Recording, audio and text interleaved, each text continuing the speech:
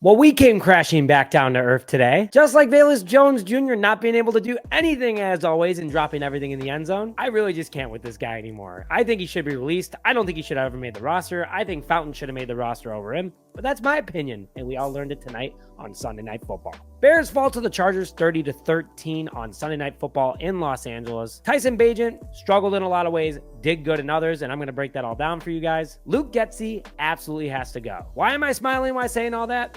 Because I am this close to having a full mental breakdown because of this team. And same with Velus Jones Jr. Swear to God, get off the roster. The experiment's not working. Sorry, Ryan Poles, you have another L on your thing, but guess what? You still have plenty of wins.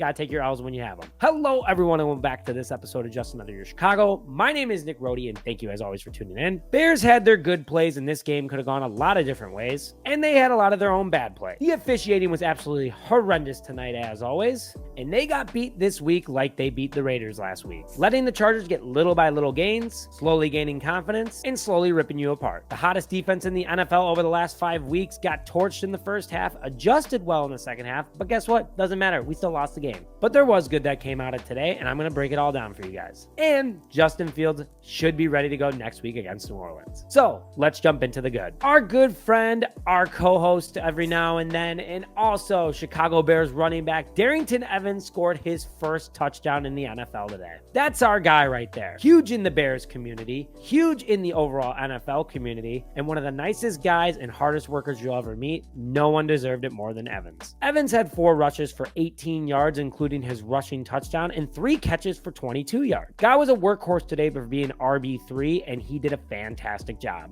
Then Tyson Bagent, I think, had a good day. I don't care what you guys say. 25 for 37 with 232 passing yards, no touchdown passes, but a rushing touchdown and 2 interceptions that arguably really weren't his fault.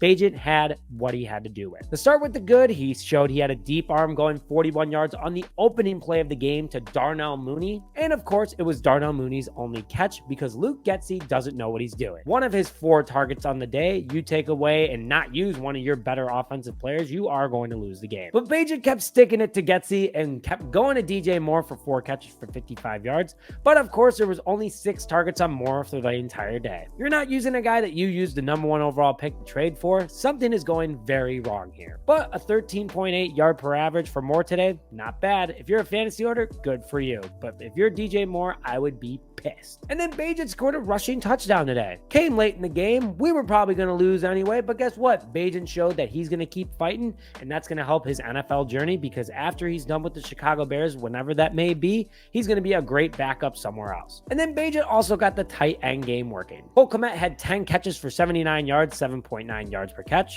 and Robert Tonyan had 1 catch for 8 yards. Now, if I'm an offensive coordinator and my tight end's getting me 7.9 yards per catch and my number 1 wide receiver is getting me 13.8 yards per catch, who are you going to throw to? According to Luke Getsy, he's going to go to the guy that's not getting first downs. Great day by Cole Kmet.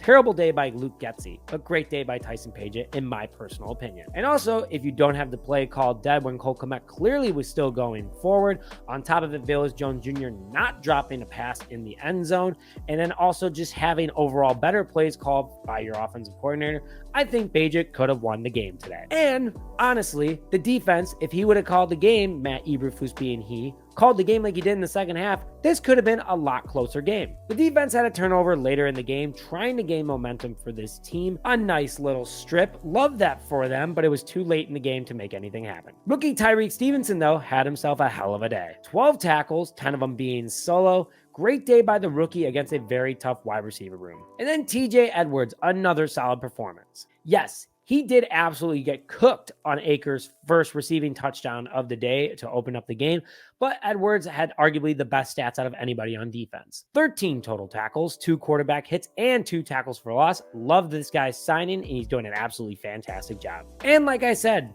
Flus did a great job adjusting in the second half, only allowing 6 points to the LA Chargers offense, and on top of it, only allowing Justin Herbert to have 86 passing yards. But he didn't do that in the first half, and that's what lost the game. So let's go to the bad, which a lot are pretty obvious. First, we lost the game. That freaking sucks. But the offense. Luke Getsy didn't use Deontay Foreman, who won FedEx Runner of the Week last week. On top of it, had 3 total touchdowns. Only gave him 9 carries today for a little over 30 yards. And as you could imagine, they were all in the second half when the offense actually started doing something. On top of that, like I said earlier, he only had 6 targets to his number 1 wide receiver in DJ Moore. Great job, Luke. You're really good. Great job for your resume. And then the offensive line didn't do a terrible job overall from a blocking perspective, but from a penalty perspective, they were freaking awful. 5 penalties, completely unacceptable. Also allowed a sack. Only 1. Not bad, but still, offensive line played like crap today. And the defense in the first half, 24 points, not good. Also, no pressure today. Yannick Ngakoue, where were you? We're paying you $10 million. Really need your help out here. I don't care if they adjusted. We still lost the game. So a very frustrating loss for the Chicago Bears again. But overall, there were positives to this game. This team is growing. They are 2-6. They weren't expected to make the playoffs this year. And I'm hoping that they still somehow sneak in. But overall, Bears lose 2-6. They take on the New Orleans Saints next week. We'll have a full breakdown. We'll have news at the deadline. But with that, thank you very much for joining this episode of Just Another Year Chicago. My name is Nick Rohde, and as always, bear down, baby.